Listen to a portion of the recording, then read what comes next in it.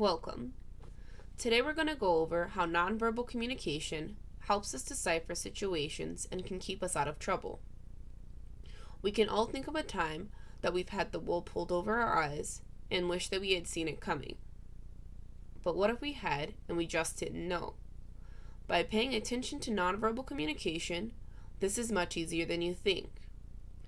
There are two big steps in establishing if someone is being deceptive in a conversation. First is getting a baseline of that person, and second is knowing the signs of nonverbal deception. This can be movements and gestures, manipulation of clothing, increase of personal space, and verbal variations. Starting off with setting a baseline. When you know a person, you can just go off of past encounters. This is the simplest way to do this. If you know Joe who sits next to you, you can tell, hey, this is how Joe normally answers my questions. If Joe's not answering your questions like he normally does, he may be hiding something. But let's say that you're just meeting a person for the first time. Establishing a baseline is fairly simple. You want to make sure that you are able to see them. Paying attention to their body language, especially with nonverbal communication, is very important. How are they sitting? How are they gestured and postured in their seat? Do they look relaxed? Once you can see how they're sitting and see their posture in the chair, you'll next want to use small talk to gauge how they would normally answer a question. Talking about the weather, family life, or anything to generally get them comfortable so you're able to see how they would answer a question that they wouldn't have to lie about or that they feel comfortable about answering. Moving on to actually getting into determining what is going to be deceptive behaviors. The first sign of nonverbal deception is movements and gestures. This can be hands to face. A lot of times you will stroke your face, you'll bite your fingernails, you'll touch your mustache if you have one. A lot of fidgeting or anxious movements, hiding of the hands in pockets or in each other, under the table, under the desk, anything like that.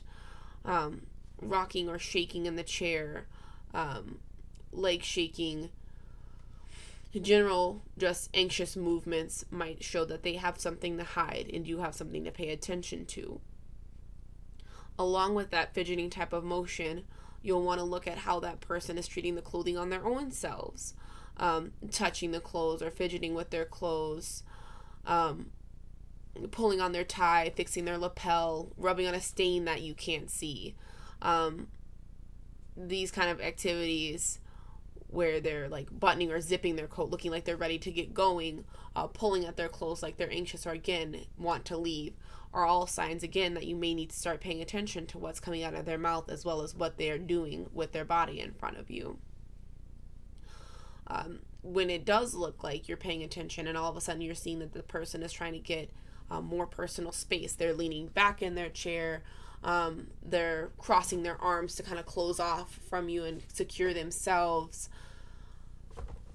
They're just ready to go essentially, and you can tell by the way they are backing away or leading away, shaking things or hiding things. These are all ways that they're increasing their personal space and again maybe trying to hide something. The last nonverbal key that you'll want to look at in communication is the verbal variations. It's interesting to say nonverbal and then go over their vocal variations, but it's more of what you're not hearing than what you are hearing. This can be the length of time that it takes them to answer it, or when they start talking with nowhere to go, but they're just buying themselves time to try to find an answer that's a good one. So they might be talking longer than they need to talk to answer a simple question. They might be pausing a lot. Again, buying time to find that right answer, what the answer that they want you to think is a correct answer. The last vocal cue you'll want to look for is a change in pitch from a normal tone. When you're nervous, your voice tends to get higher, and you might speak in an upward inflection, and that's another way that you're able to tell about nonverbal deception. By reviewing the nonverbal signs of deception with that vocal variation, the changes in personal space, manipulation of clothing, and differences in unexpected motions and gestures, and comparing that to the baseline you established earlier, it's much simpler to tell when someone is trying to pull the wool over your eyes, verbally and vocally, and you'll be able to catch them doing that with their nonverbal actions, making it much simpler. Thank you.